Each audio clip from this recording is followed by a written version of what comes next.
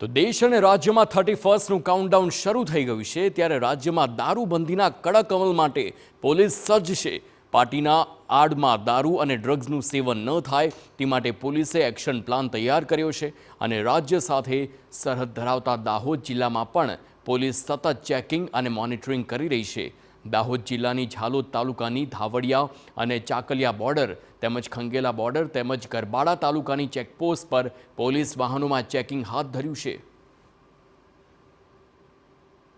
પીણું પી અને દાહોદ જિલ્લા અને ગુજરાત જિલ્લા રાજ્યમાં પ્રવેશ કરે નહીં તે અંતર્ગત દાહોદ જિલ્લાની અગત્યની જે ચેકપોસ્ટો છે તે કાર્યરત કરી દેવામાં આવેલી છે અને દરેક ચેકપોસ્ટ પર એક પીએસઆઈ 5 પોલીસ કર્મચારી અને 5 જીઆઈડી હોમગાર્ડના કર્મચારી મારફતે 24 અવર્સ ચેકિંગની કામગીરી કરવામાં આવી રહેલી છે, જેથી કોઈ નશાકારક પીણું પદાર્થ, ઇંગ્લિશ દારૂ કે કોઈ નાર્કોટિક્સનો પદાર્થ લઈ અને તહેવારોમાં કોઈ પ્રવેશ કરે નહીં। દાહોદ જિલ્લા અને ગુજરાત રાજ્યમાં તે નિમિત્તે સતત 2 વ્હીલર વાહનો, 4 વ્હીલર વાહનો અને તમામ વાહનોનું ઘનિષ્ઠ ચેકિંગ હાથ ધરવામાં આવી રહ્યું છે।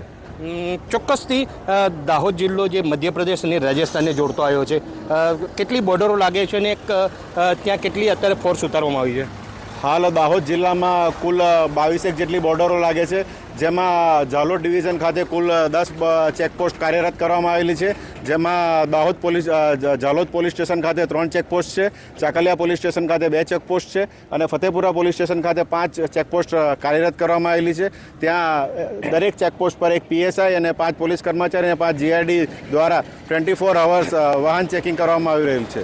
જેમ જેમ 31 ડિસેમ્બર નજીક આવી રહી છે ત્યારે પોલીસ પણ જે છે તે સતત બની છે। આ દાહોદ જિલ્લાના ઝાલોદ તાલુકાની જે દાહોડિયા ચેકપોસ્ટ છે, જ્યાં મધ્યપ્રદેશ અને રાજસ્થાનને જોડતી બોર્ડર છે, ત્યાં પોલીસે સતત જે છે તે વાહન ચેકિંગ કરી રહી છે, કારણ કે નશાનું જે કહી શકાય કે નશાની કોઈ પણ વ્યક્તિ બોર્ડરથી રાજ્યમાં ઘૂસે નહીં તેના માટે પોલીસ સંપૂર્ણ તકેદારી રાખી રહી છે। પોલીસ દ્વારા જે આવતા જતા તમામ વાહનો છે તેની ચકાસણી કરવામાં આવી રહી છે અને જે કોઈ પણ પ્રકારનું નશીલી પદાર્થ 31 ડિસેમ્બર પહેલાં ગુજરાતમાં ન પ્રવેશે તેની ખાસ ખાતરી અને તકેદારી રાખવામાં આવી રહી છે। ત્યારે પોલીસ દ્વારા હાલ જે કામગીરી છે તે સતત 24/7 કરવામાં આવી રહી છે। પ્રિતેશ પંચાલ, TV9।